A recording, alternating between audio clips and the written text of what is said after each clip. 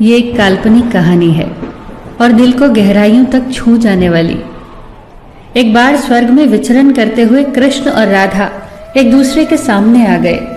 विचलित से कृष्ण, प्रसन्नचित से राधा। कृष्ण सकपकाए, राधा मुस्कुराई। इससे पहले कि कृष्ण कुछ कह पाते, राधा बोल उठी, कैसे हो द्वारिकाधीश।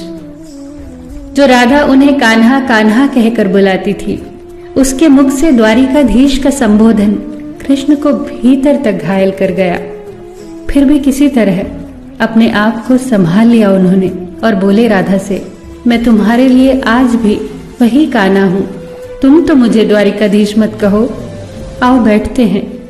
कुछ मैं अपनी कहता हूं, कुछ तुम अपनी सुनाओ। सच कहूं राधा, जब जब भी तुम्हारी याद आती थी, इन आंखों से आंसुओं की बूंदें निकल आती थी। राधा बोली, मेरे साथ ऐसा कुछ नहीं हुआ। न तुम्हारी याद आई, न आंखों से आंसू बहा, क्योंकि हम कभी तुम्हें भूले ही कहां थे। जो तुम याद आते, इन आंखों में तो सदा तुम ही थे। कहीं आंसुओं के साथ निकल न जाओ, इसलिए रोते भी नहीं थे। कान्हा, प्रेम से अलग होने पर तुमने क्या खोया, इसका एक आईना दिखाऊं तुम्हें। कुछ कड़वे सच प्रश्न सुन पाओ तो सुनाऊं। कभी सोचा है इस तरक्की में तुम कितने पिछड़ गए। यमुना के मीठे पानी से जिंदगी की शुरुआत की और समुद्र के खारे पानी तक पहुंच गए। एक उंगली पर चलने वाले सुदर्शन चक्र पर भरोसा कर लिया और 10 उंगलियों पर चलने वाली बांसुरी को भूल गए।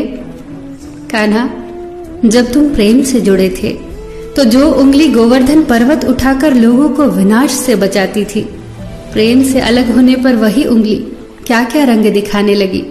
सुदर्शन चक्र उठाकर विनाश के काम आने लगी। कान्हा और द्वारिकाधीश में क्या अंतर होता है बताऊं? कान्हा होते तो तुम सुदामा के घर जाते, सुदामा तुम्हारे घर नहीं आता।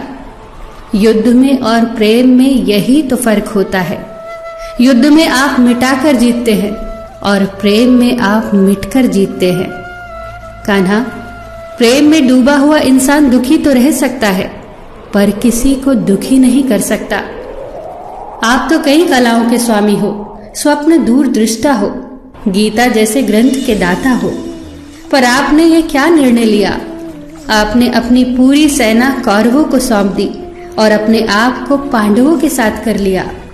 सेना तो आपकी प्रजा थी, राजा तो पालक होता है, उसका रक्षक होता है। आप जैसे महाज्ञानी उस रथ को चला रहे थे जिस पर बैठा अर्जुन आपकी प्रजा को ही मार रहा था। अपनी प्रजा को मरते देख आप में करुणा नहीं जगी, क्योंकि आप प्रेम से शून्य हो चुके थे। आज भी धरती पर जाकर देखो, आपकी द्वारिकाधीश वाली छवि को ढूंढते रह जाओगे। हर जगह, हर मंदिर में मेरे ही साथ खड़े नजर आओगे। मैं जानती हूं कान्हा, लोग गीता के ज्ञान की बात करते हैं, उसके महत्व की बात करते हैं, पर धरती के लोग युद्ध वाले द्वारिकाधीश पर नहीं, प्रेम वाले कान्हा पर भरोसा करते हैं। गीता में मेरा दूर दूर तक नाम नहीं है, पर आज भी लोग उसके समापन पर राधे राधे कहते हैं।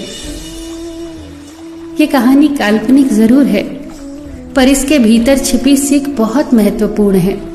श्री कृष्ण के पास कभी किसी प्रश्न का उत्तर ना हो, ऐसा तो हो ही नहीं सकता, परंतु राधा द्वारा लगाए गए प्रश्न चिन्हों पर कान्हा मौन रहे।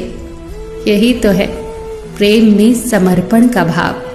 पराक्रम में हमें हर किसी को हराना होता है, तब भी हम जीत कर भी हार जाते हैं, परंतु प्रेम में एक ही कईयों का दिल जीत लेता है। सही कहा है कि छोटी सी उंगली पर पूरा गोवर्धन पर्वत उठाने वाले भगवान श्री कृष्ण छोटी सी बांसुरी को दोनों हाथों से पकड़ते थे। फिर मिलेंगे दोस्तों अगली कहानी के साथ। तब तक के लिए अपना ख्याल रखना और हमेशा मुस्कुराते रहना।